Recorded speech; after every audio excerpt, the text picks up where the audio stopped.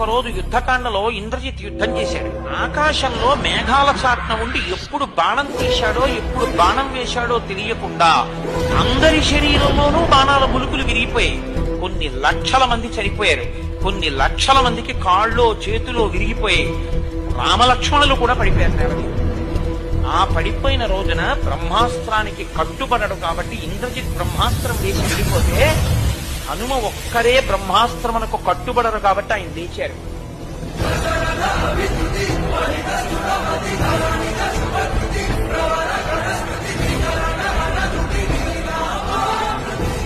విభీషణుడికి తెలుసు కాబట్టి తట్టుకున్నాడు. ఇక మిగిలినటువంటి వీళ్ళిద్దరూ రెండు కాగడాలు పట్టుకుని అసలు బతికున్నారా ముఖ్యమైన వీరులు చూద్దామని వెడుతున్నారు. పెద్దవాడు అని జాంబవంతుడి దగ్గరికి వెళ్ళారు. కనురెప్ప పైకెత్తడానికి లేదు జాంబవంతుడికి. అలా కొట్టేశాడు ఇంద్రజిత్. పడిపోయి ఉన్నాడు ఆయన.